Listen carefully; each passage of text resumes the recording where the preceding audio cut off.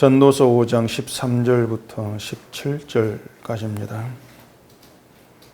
내가 해 아래에서 큰 폐단되는 일이 있는 것을 보았나니 곧 소유주가 재물을 자기에게 해가 되도록 소유하는 것이라.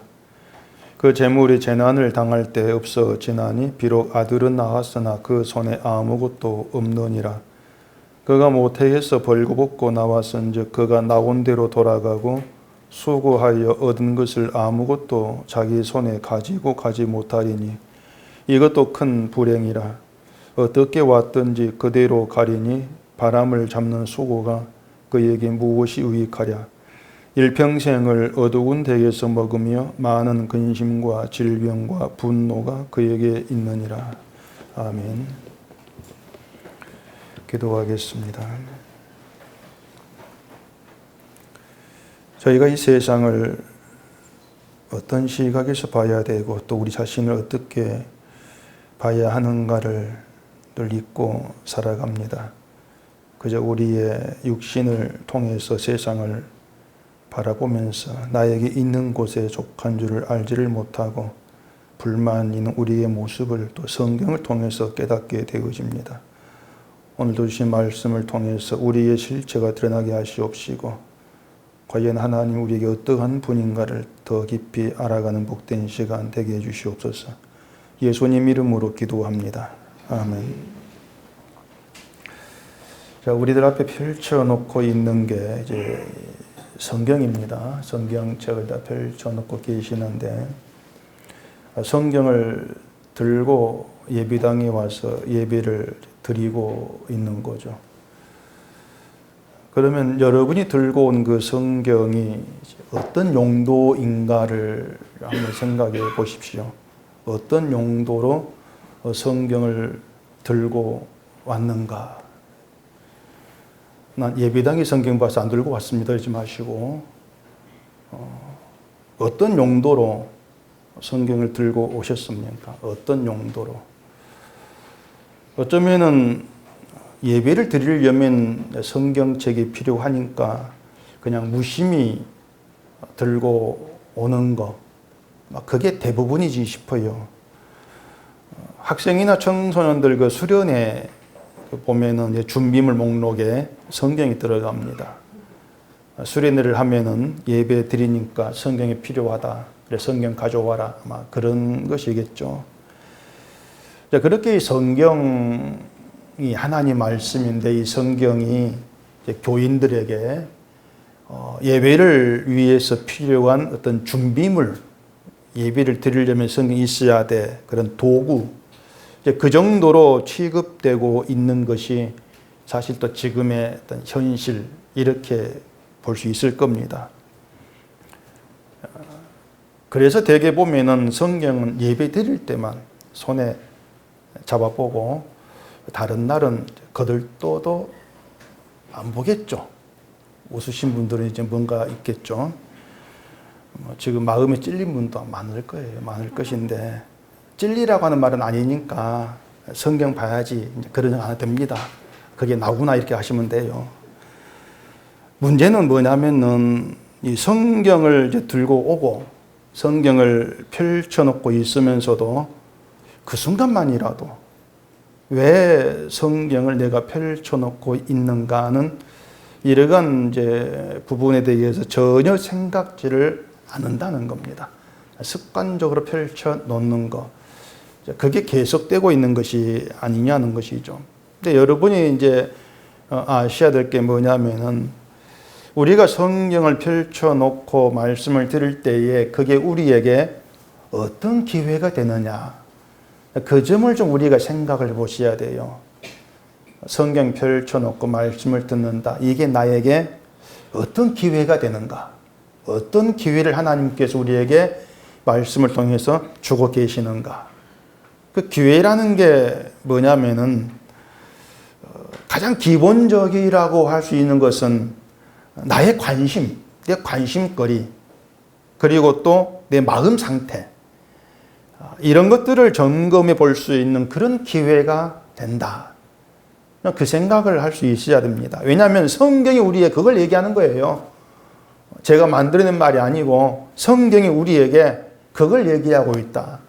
나의 관심이 어디를 향해 있고 내 마음 상태가 어떤 것이고 그걸 말씀을 통해서 우리에게 보여주고 있다는 것입니다. 오늘 본문에 보면은 그 재물에 대한 얘기가 나오죠. 그 13절 보십시다. 내가 해 아래에서 큰 폐단되는 일이 있는 것을 보았나니고 소유주가 재물을 자기에게 해가 되도록 소유하는 것이라. 그런 얘기를 하고 있는데 재물을 나에게 해가 되도록 소유하는 그걸 이 세상 해 아래의 폐단, 해가 되는 일 이렇게 얘기를 하고 있습니다. 이건 그냥 문자대로 우리가 풀어본다면은 이 재물이 나에게 해가 된다는 그런 생각은 전혀 하지 않고 그저 많이 소유하는 것에 목적 두고 살아가는 그런 이 세상의 어떤 그 모습에 대해서 얘기하고 있는 것인데 우리가 이런 성경을 봤단 말입니다. 봤으면은 이 말씀들이 결국은 재물에 대한 내 상태, 내 마음, 나를 점검하는 그런 기회로 삼지를 않으면은요. 그냥 이것도 지나치는 그런 내용이 될 수밖에 없는 거예요. 재물에 대한 얘기를 지금 듣고 있으면은 그러면 재물에 대한 내 마음은 어떤가? 그런 생각을 하려고 해야 한다는 것입니다. 일단 말할 수 있는 것은 재물에 대한 사람의 마음은 누구나 동일하다 할 수 있습니다. 다 똑같을 거예요. 그렇게 다르지 않을 겁니다. 사람들은 재물이라고 하는 게 많을수록 좋다고 생각하지 않습니까? 이건 신자든 신자 아니든 공동적인 그런 생각일 거예요. 재물은 많을수록 좋아. 많으면 좋지. 그렇게 살아가는 것이죠. 재물이 적어서 억울하지 많으면 해가 되니까 난 조그마 갖고 나머지 버릴래. 그렇게 생각하는 사람은 없을 거란 얘기입니다. 물론 어떤 돈이라는 게 재물이라는 게 지나치게 많으면 해가 된다 이런 말은 하긴 합니다. 들을 수도 있죠. 많으면 지나치게 해가 돼. 근데 어떤 사람도요. 내가 나에게 해가 될 정도로 재물을 많이 가졌다. 이런 생각을 안 하는 게 문제라는 거예요. 누구도 그런 생각 안 합니다. 재물을 얼마 가졌든지 간에 그런 생각을 안 하는 거예요. 내가 재벌이다. 자기를 재벌로 여기는 그런 사람들도 지금 나는 내가 해가 되도록 재물을 가지고 있어. 그 생각을 안 할 겁니다. 근데 전도자는 그렇게 얘기하죠. 해 아래에는 큰 폐단이라 해가 되는 어떤 일이 해가 되는 것인데 그 폐단을 소유주가 재물을 해가 되도록 소유하는 거. 이게 폐단이다. 이렇게 지금 얘기를 하고 있다는 겁니다. 그래서 신자인 우리가 성경을 펴놓고 이런 말씀 보면서 우리의 관심사는 이제 이 말씀을 통해서 어디로 향해져야 되느냐고 하는 거예요. 나는 재물을 해가 되도록 소유하지 말자. 그렇게 다짐하면 되겠습니까? 그게 우리가 성경을 제대로 보는 것이겠어요? 나는 재물을 해가 되도록 소유 안 할래. 거짓말이에요. 새빨간 거짓말입니다. 그런 게 성경 말씀을 듣고 따르는 그런 게 아니라는 겁니다. 근데 기독교인들이 성경을 그런 식으로 반응하는 게 대부분이에요.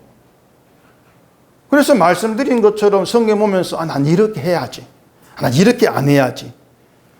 그렇게 자기 어떤 다짐으로 나아가는 그걸 많이 이제 볼 수가 있는 것이죠. 근데요, 어떤 사람도 얘기한 것처럼 어떤 사람도 내가 소유한 그 재물에 대해서 해가 될 정도로 많아 그 생각은 안 해요. 남과 비교해서 정말 가난한 사람보다 내가 좀 더 많이 가졌어. 이런 생각을 할 수 있을지 모르지만은 내가 가진 게 해가 될 정도로 많다. 그 생각은 안 하죠. 재벌도 그런데. 근데 하물며 우리가 어떨 것 같습니까? 우리가. 여러분은 여러분이 갖고 있는 그 재물이, 그 돈이 해가 될 정도로 나한테 많다. 그 생각 해본 적이 있습니까? 아마 안 하실 거예요. 그게 돈이 없어서가 아니에요. 하기 싫은 거예요. 그러니까 전도자의 말이 실감이 안 되죠, 사실은요. 우리 마음 바탕이 그런 거니까. 소유주가 재물을 자기의 해가 되도록 소유하는 게 배단이다. 100번, 1000번 읽은다 할지라도요. 아, 이건 나하고 거리가 멀어. 나 돈이 없으니까. 그렇게 두리뭉실 덮고 넘어가 버리죠. 오히려 아이고 야 나는 해가 될 정도로 재물을 소유받으면 좋겠다. 뭐 이렇게 생각할지도 모르겠습니다. 자, 그러면은 재물을 어느 정도 소유를 해야 사람에게 해가 된다. 이렇게 얘기할 수 있겠습니까? 어느 정도 소유를 해야 해가 되겠어요? 어느 정도? 어느 정도입니까? 여러분 생각할 때 나는 이 정도 돈을 가지면 내한테 해가 되겠다 생각되는 거 얼마겠어요? 자, 들어갑니다. 100억.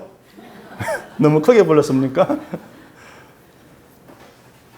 10억이든 100억이든 1000억이든요. 아까 얘기한 대로 사람은 절대 내가 너무 많이 가졌어 안 합니다. 늘 부족하죠. 해가 될 정도로 많아 그 생각 안 하는 거예요. 재물이 해가 된다는 것은요, 어떤 정도 기준이 없습니다.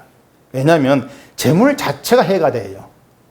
돈 자체가 해가 되는 것이기 때문에 얼마나 가지면 해가 될까 이게 아니에요. 돈을 가지고자 하는 거, 그거 자체가 이미 돈이 나에게 해가 된다는 것을 모른다는 겁니다. 그걸 잊고 있다는 거예요. 누가복음 18장 찾아보십시오. 누가복음 18장 24절. 예수께서 그를 보시고 이르시되 재물이 있는 자는 하나님의 나라에 들어가기가 얼마나 어려운지 낙타가 바늘귀로 들어가는 것이 부자가 하나님의 나라에 들어가는 것보다 쉬우니라 하시니. 예수님이 부자에게 너한테 있는 것을 다 팔아서 가난한 사람들에게 나눠주라 이렇게 말씀했는데 그 말씀에 부자가 근심했다 하고 그 뒤에 이 말씀을 하신 것이죠.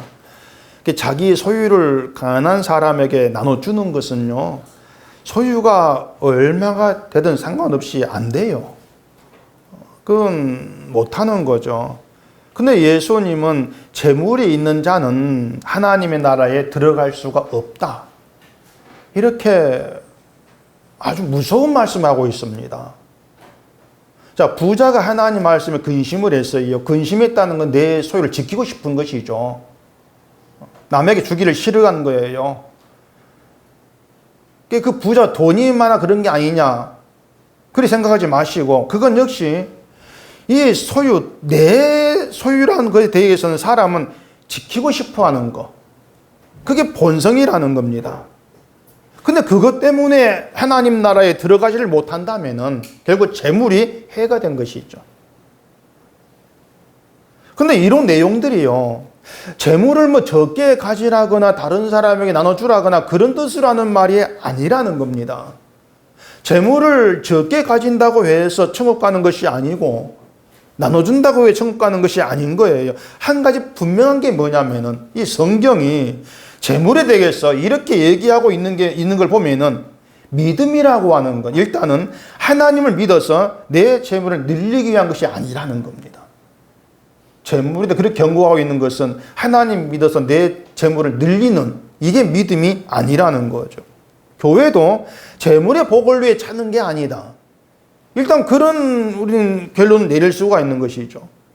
그래서 우리가 이런 그 성경을 통해서 점검해 볼 수 있는 우리 마음 상태, 내가 어떤 상태인가, 이것은요, 내가 재물을 좋아한다는 겁니다. 재물을 좋아한다. 또 내가 재물에 탐심이 있다.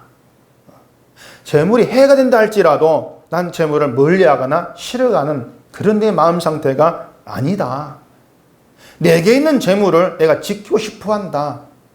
이 성경의 모든 내용이 다 나에게 해당이 되어버리는 거예요. 재물에 대한 모든 내용들 하나하나가. 그러니까 해 아래에서 큰 폐단되는 일을 재물을 해가 되도록 소유하는 것이라 이렇게 말하고 있는데 결국 그 소유자가 나더란 얘기입니다. 누구 다른 사람이 아니고 나구나. 그렇게 내 마음 상태가 드러나치는 것이 성경에 펼쳐놓고 있는 이유라는 거예요. 그게 여러분이 성경을 들고는 용도가 돼야 돼요. 예배 드리자.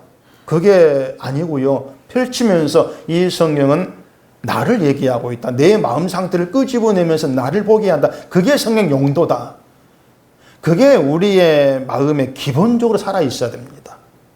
그게 말씀을 제대로 대하는 것이라고 이렇게 할 수 있으니까요. 다시 말하자면 우리의 마음 상태라고 하는 것은 재물로부터 깨끗하다가는 멀리 있는 게 절대 아닙니다. 성경에 말한 부자가 하나님 나라에 못 들어간다. 내 얘기. 재물이 해가 되도록 가지려고 하는 이것이 해 아래 폐단. 그 폐단 속에 내가 들어있다는 것. 절대 나는 재물이 많다는 생각을 하지 않고 오히려 난 재물이 있으면 잘 사용할 수가 있어. 늘 그렇게 자기를 변호하려고 하고 자기의 가능성을 들려고 하는 것이 바로 나라는 거. 그게 뭘 얘기하냐면은 재물을 절대 포기하기 싫다는 겁니다. 저도 여러분도 포기하기 싫어한다는 겁니다. 탐심이 있다는 것이죠. 그런데 예수님은 그 마음으로는 하나님 나라에 못 들어간다고 말씀했으니까 결국은 재물을 해가 되도록 소유하고 있는 거. 그 재물 나에게 해가 되는 것도 모르면 받고 있는 거. 그걸로 즐거워하려고 하고 그걸 의지하려고 하는 거. 그게 우리의 현실인 거예요. 그러면은 그런 우리가, 그런 인간이 잊고 있거나 또 뭔가 안다고 하는데 부인하고 있는 거. 그게 이제 뭐겠냐고 하는 겁니다. 그게 뭐냐면 모든 것이 하나님으로 말미암았다. 그 사실을 우리가 잊고 있고 또 얘기하고 안다고 하면서 내가 부인해 버립니다. 재물에 대한 우리 마음 상태를 드러내고 있는 거예요. 이걸 15절에서 얘기하고 있거든요. 본문에. 그가 모태에서 벌거벗고 나와서 이제 그가 나온대로 돌아가고 수고하여 얻은 것을 아무것도 자기 손에 가지고 가지 못하리니 이것도 큰 불행이라 어떻게 왔든지 그대로 가리니 바람을 잡는 수고가 그에게 무엇이 유익하라. 욥도 이런 말을 했죠. 욥이 1장에 아시니까 들어보시면 됩니다. 이르되 내가 모태에서 알몸으로 나와 싸운 적 또한 알몸이 그리 돌아가올지라. 주신 이도 여호와시요 거두신 이도 여호와시오니 여호와의 이름이 찬송을 받으실지이다 하고 이 모든 일에 욥이 범죄하지 아니하고 하나님을 향하여 원망하지 아니하니라. 이 사람이 알몸으로 나와서 돌아갈 때에도 아무것도 가지고 가지 못한다는 것은 이 신자들만 하는 얘기가 아니고 신자 아닌 사람들도 다 하는 얘기지 않습니까? 그래 뭐 알몸으로 태어나서 오담을 건졌지 않소 뭐 그런 노래도 뭐 있죠. 자, 그러면 여러분들이 이 사실을 그대로 받아들인다고 생각하는 것을 한번 보세요. 여러분들이 우리가 잘 알고 있는 내용입니다. 인간이라고 하는 것은 알몸으로 와서 알몸으로 돌아가. 알고 있는 내용이에요. 그러면은 그 사실 그대로 내가 받아들이고 있느냐. 그걸 돌아보시란 얘기입니다. 알몸으로 와서 알몸으로 간다. 주신 자도 여호와시고 거두신 자도 여호와시다. 이걸 믿으시냐는 겁니다. 금수저, 흙수저 이런 말이 있죠. 재벌이나 힘 있는 집안에 태어난 사람을 금수저 물고 났다. 뭐 이렇게들 얘기하지 않습니까? 이런 사람, 우리가 그런 사람 보면서 그런 사람도 알몸으로 태어났구나. 이렇게 보느냐는 것입니다. 그 집안이나 어떤 그 소유한 재물을 보면은 저 사람도 알몸으로 태어났지. 그 생각 안 들어요. 금수저 물고 났지. 이렇게 생각이 되는 것이죠. 평생 가도 집 한 채 못 가진 사람이 수두룩한데 돌도 지나지 않은 아이가 뭐 집 수백 채가 있다. 그런 기사 있지 않습니까? 그걸 보면서 저 아기 알몸으로 태어났네. 그 생각 안 듭니다. 금수에 생각이 되지. 이것이 보여준 게 뭐냐 하면은 알몸으로 태어났고 알몸으로 돌아가는 사 자체 우리가 안 믿는 거예요. 믿지를 않는 거예요. 그건 욥도 마찬가지였어요.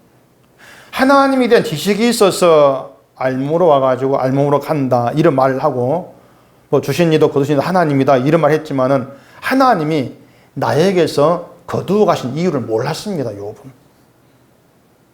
이유가 있었는데 이유를 모르는 거예요. 그러니까 이 욥은 재물이 있고 없는 것에 이유를 둔 거예요. 하나님이 거두가시오 이렇게 말하면서도 거두가시는 건 이유가 있어야지. 그게 욥의 생각이었던 거예요. 이유가 있어 재물을 주시고 이유가 있어서 거두가신다. 근데 나에게는 그럴 이유가 없어.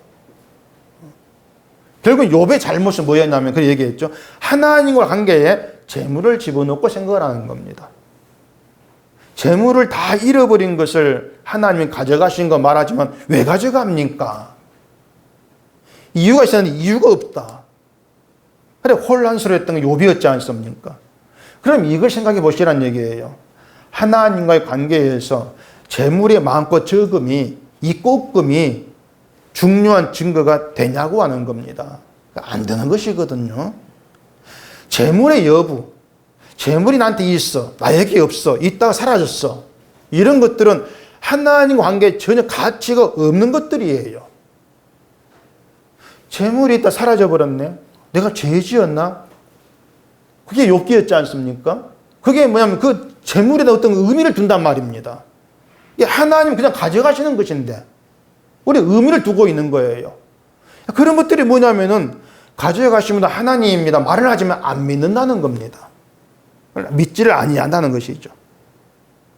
결국 뭘 모르냐면은 우리에게 주어진 재물이라고 하는 것, 소유라고 하는 것 몽땅 다 껍데기라는 것을 잊고 있는 거예요. 금수저를 물고 태어날지라도 다 껍데기라는 것이죠. 근데 재물을 자꾸 바라보기 때문에 알몸으로 태어나도 하나님이 주셨으면 말을 해도 불만이 있단 말입니다. 왜 이것밖에 안 줍니까? 그런 것이죠. 나도 재벌집에 태어났으면 좋을 건데 그런 생각이 있는 거예요. 그러니까 그런 것들이 다 뭐냐면은 하나님을 말하는데 하나님을 보지를 아니한다는 겁니다. 하나님 보지 않고 재물을 본다는 것이고 그런 마음이 하나님 나라에 합당치 않다. 그게 나였구나. 그 생각을 성경을 펼쳐 보면서 할 수 있어야 하는 겁니다. 그게 우리가 성경을 들고 교회 오는 이유가 돼야 돼요. 오늘 말씀에서 나라는 인간을 좀 보게 해주십시오. 그런 마음이 되어져야 된다는 것이죠. 물론 우리가 교회 올 때에 뭐 별 생각 없이 무심히 오는 게 습관으로 되어 있죠. 예배 드리러 가자. 그냥 그 생각 하나로 뭐 성경책 가방 들고 집으로 나설 거란 말입니다. 예배당은 여기까지는 그렇게 왔다 할지라도 하나님 말씀인 성경이 의도하는 것, 이 성경의 용도, 나에게 하는 일은 날 보게 하는 것이다. 나를 나로부터 곤두박치게 만드는 것이다. 그 생각은 좀 하자는 겁니다. 그래서 난 교회도 잘 나오고 잘 다니고 믿음도 있고 난 말씀대로 살려고 애를 쓰고 이렇게 생각했는데 성경을 보니까 세상과 똑같이 심판받을 존재 그것뿐이더라. 이걸 알자는 겁니다. 그걸 아는 게 중요한 거예요. 그게 나로부터 곤두박질치는 거예요. 내가 아니었구나. 이 성경이라는 걸 아는 게요. 어느 한 구절만 딱 나를 보게 하는 게 아닙니다. 이 성경이. 어디를 펼쳐도요. 인간은 구원받을 가치 없는 심판으로 이렇게 선언되는 거예요. 어디를 펼쳐도. 그래서 성경 읽으면서 하나님 이 말씀은 나에게 행할 것을 명령하신다. 이렇게 받아들인다면 성경 잘못 읽은 것이죠. 절대 성경 우리에게 이걸 행해라. 그런 요구를 하신 적이 없으니까.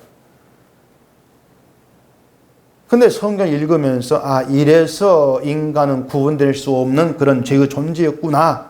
이렇게 보게 되어진다면 성경을 제대로 보고 있다고 할 수가 있습니다. 그리고 구원이 그런 인간이기 때문에 구원이 나에게 있는 것이 아니고 여호와께 있다.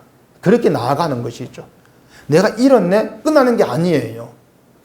그렇게 시작해서 구원이 내가 아니고 여호와께 있구나. 그러면서 모든 것을 주께 밀어놓고 주님께로 주어진 것으로 우리가 은총을 누리고 그게 감사가 되어지는 그 자리로 나아가는 것. 그게 성경이 하는 일이에요. 에레미야서 3장 23절에 보시면 이런 얘기합니다. 작은 산들과 큰 산 위에서 떠드는 것은 참으로 헛된 일이라. 이스라엘의 구원은 진실로 우리 하는 여호와께 있나이다. 에레미야 선지자가 구원이 하는 여호와께 있다 이런 말하는데 이게 무슨 말이겠습니까? 구원이 여호와께 있습니다. 여호와께 구원이 있다면 어디를 봐야 돼요? 여호와 하나님 봐야 되죠. 그 말은 나 자신을 보지 말라는 거예요. 나를 아무리 봐봐야 나에게 구원은 없다는 겁니다. 그 말은 내가 어떤 걸 한다 할지라도 그게 구원이 안 된다 그 뜻이에요. 나를 보면서 좋다고 생각되는 신앙 행실들을 다 끄집어낸다 할지라도 나에게 구원은 없어. 그래서 구원이 여호와께 있으니 여호와를 보라는 거예요. 자, 그럼 구약에서 여호와를 보라고 했습니다. 우리는 어디로 보면 됩니까? 십자가죠.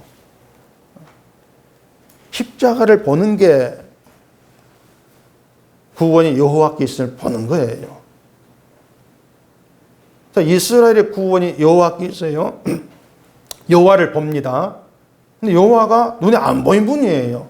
근데 보라 그래요. 어디를 봐야 돼요? 구약 이스라엘 백성이 여호와를 보려면 어디를 봅니까? 성전을 보죠. 성전. 그 성전에 뭐가 있습니까? 제물이 주는 희생이 있지 않습니까? 그게 십자가거든요. 우리가 십자가를 본다는 것은 그 십자가에서 예수님의 죽음을 본다는 거예요. 그 주님의 죽으심이 우리의 구원이 되었다. 이게 여호와께 구원이를 바라보는 그런 믿음이 된다고 하는 것이죠. 성경이 뭐냐면 자꾸 나를 잘라내요. 잘라내면서 몽땅 우리를 건져가지고 예수께로 옮겨버리는 겁니다. 우리 온 마음이 주님께로만 향하도록 만들어내는 거예요. 그게 하나님 말씀 성경이라는 것입니다. 이게 주께로 돌아가는 것이고 이게 회개의 의미가 되는 거예요. 그러면 소유주가 재물을 자기의 해가 되도록 소유한다. 이게 무슨 뜻이겠냐면 이 재물을 자꾸 하나님께서 주신 어떤 복으로 바라보는 그런 의미가 담겨 있습니다. 재물을 보면서 내가 어떤 존재인가를 잊어버린다는 것이죠. 그게 해가 된다는 거예요. 왜냐하면 재물로 인해서 내가 여호와 앞에서 누구인가 이걸 잊어버리는 거. 우리가 나를 보면서 내게 있는 어떤 선의 행실을 보면서 내가 누구인가를 잊어버리는 거. 결국 그렇게 되면 그 내가 선의 행실을 여기는 것이 해가 되어버리는 거예요. 그런 의미로 우리에게 다가오는 거죠. 그게 해 아래에 있는 큰 폐단이 되는 일이다. 그렇게 얘기를 하고 있는 것입니다. 하나님 복을 받아서 행복하게 잘 살아보겠다고 열심히 어떤 신앙 생활을 하는데 그게 오히려 내가 누구인가를 잊어버리게 하는 해로움이 되더라. 이게 큰 폐단이라고 한다면 그게 딱 맞아요. 지금도 세상 그런 폐단 가득하단 말입니다. 그래서 벌거벗고 나왔은 나온 대로 돌아간다 이런 말씀 보면서 그래 그것이 인생 이치지 막 그렇게 받아들이는 것으로 끝나면 안 되는 겁니다. 그렇게 끝나면은 마치 내가 인생의 이치를 잘 알고 있고 소유하는 것에 욕심을 내지 않고 사는 것처럼 착각하기 쉽다는 얘기죠. 벌거벗고 나왔은 나온 대로 돌아가는 거 그게 인생이라면은 뭘 어떻게 하라는 것이겠어요? 그냥 그게 인생이다 알고 있으면 된다는 게 아니에요. 주신 이도 여호와시고 거두신 이도 여호와시다. 어떻게 살라는 겁니까? 이런 것들이. 그러니까 뭔가 주어질 때에 그 근거를 나에게 두지 말라는 거예요. 내가 어떤 잘해가지고 내가 받았다는 그런 생각을 하지 말라는 겁니다. 또 있던 게 사라질 때에 그걸 당연한 것을 받으려는 거예요. 그게 여호와를 믿는 거죠. 그럼 또 다시 물어야 됩니다. 그렇게 살 수 있습니까? 안 됩니다, 또. 그러니까 모든 게 안 돼요, 우리는. 안 되는데, 그런데도 불구하고 구원 받겠다고 하는 것이나 복 받겠다고 하는 이것들이 결국 신앙이 아니고 하나님 무시하는 것이 이렇게 드러나 버린다는 것이에요. 그 모태에서 벌거벗고 나왔다는 것을 이제 아무것도 가지지 않은 상태 이렇게 말씀을 드리는 또 다른 의미로 우리가 이해할 수 있습니다. 뭐냐면은 벌거벗었다는 것을 부끄러움으로 우리가 보게 되어지면은 부끄러운 대로 나서 부끄러운 대로 돌아간다 그 뜻이 되는 거예요. 아담이 선악과를 먹고 눈이 밝아져가지고 자기가 벌거벗었다 알게 되었지 않습니까? 내가 벌거벗었구나. 그게 나한테 부끄러움이 되는 것으로 아담이 그렇게 이제 알게 된 것이죠. 그래서 무화과로 치마를 만들어 입어서 부끄러움을 가렸다는 얘기입니다. 그 인간의 자기를 위한 활동이었습니다.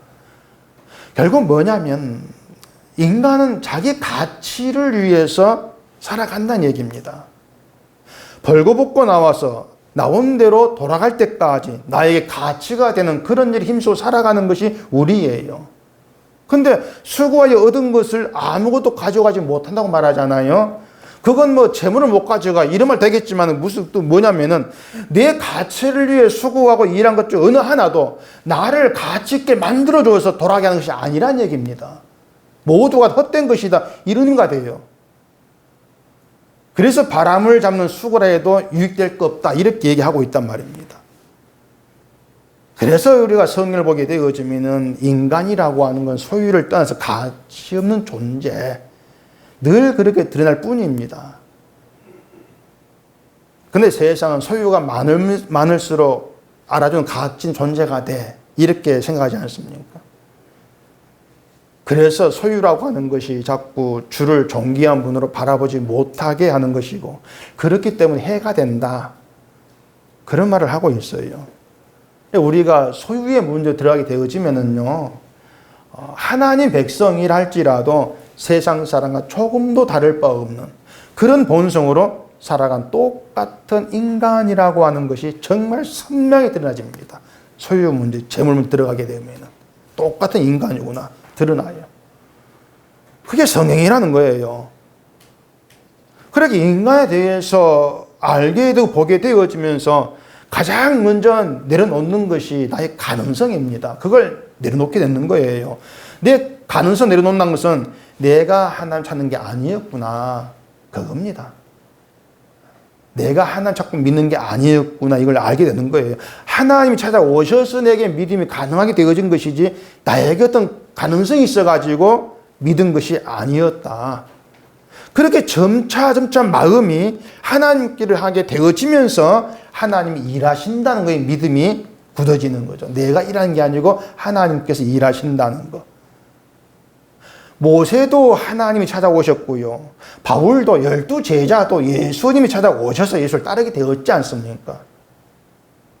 찾아오지 아니했다면 모두가 다 죄 아래에 있는 심판의 존재일 뿐이에요. 그냥 세상 사람과 똑같은 것이죠.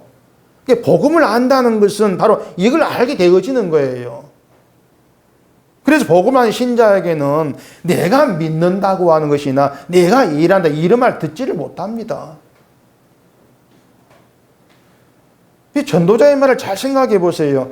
사람이 소유가 많아져가지고 부유한 인생을 산다 할지라도 그것 때문에 특별히 하나님의 일을 더 잘하거나 많이 하게 되거나 이게 없단 말이에요.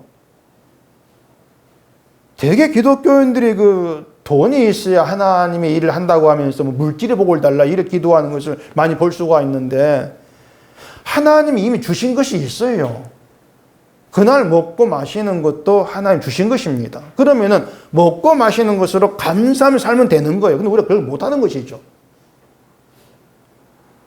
한번 성경 볼까요? 디모데전서 6장 한번 봐보십시오. 디모데전서 6장 7절. 우리가 세상에 아무것도 가지고 온 것이 없음에 또한 아무것도 가지고 가지 못하리니 우리가 먹을 것과 입을 것이 있은즉 족한 줄로 알 것이니라. 부하려 하는 자들은 시험과 올무와 여러 가지 어리석고 해로운 욕심에 떨어지나니 곧 사람으로 파멸과 멸망에 빠지게 하는 것이라.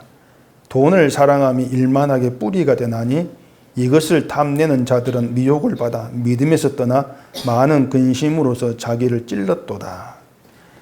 자, 우리가 이제 이 말씀 들었습니다. 어떤 생각이 듭니까? 이 구절 보면서 그래 맞다. 인생은 아무것도 가져가지 못하는데 내가 먹을 것 입을 것으로 족한 줄 알고 살아야 되겠다. 뭐 이런 생각 드십니까? 아니면 또 이 성경대로 부하려고 하는 자 어리석고 해로 떨어나겠으니까 내가 부하려는 마음을 버려야 되겠다. 이 생각도 드십니까? 아니면 뭐 돈을 사랑하는 게 일만하게 뿌리라겠습니까? 돈을 사랑하지 않아야 되겠다. 이런 것들이 뭐냐면요, 하나님 말씀에 대해서 관객처럼 반응하는 겁니다. 그런 것들이.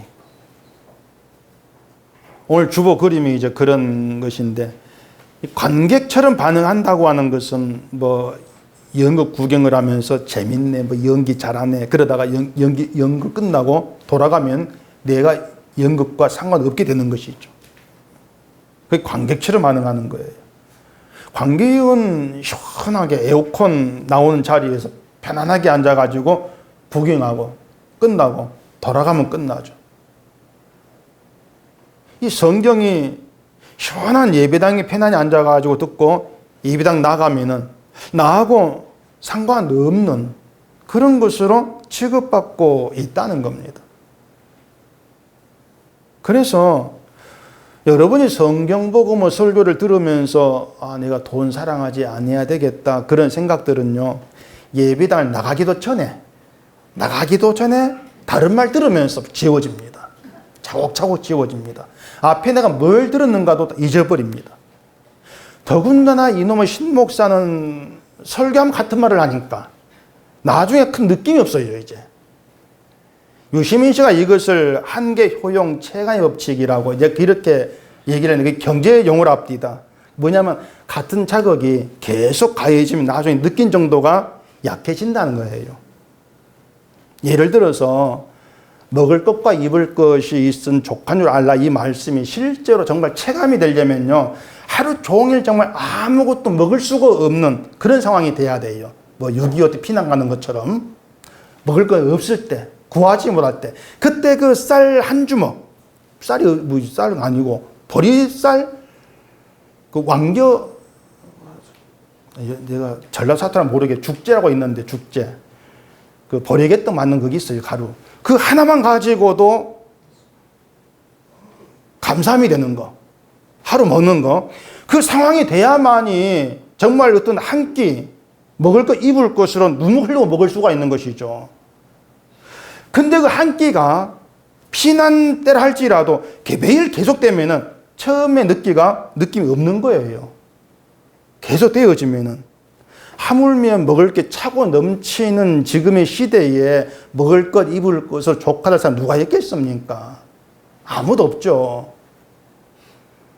그래서 필요한 게 뭐냐면요, 성경이 펼쳐지면서 먹고 입을 가치도 없는 것이 나다 하는 것을 계속 발견해 가는 겁니다.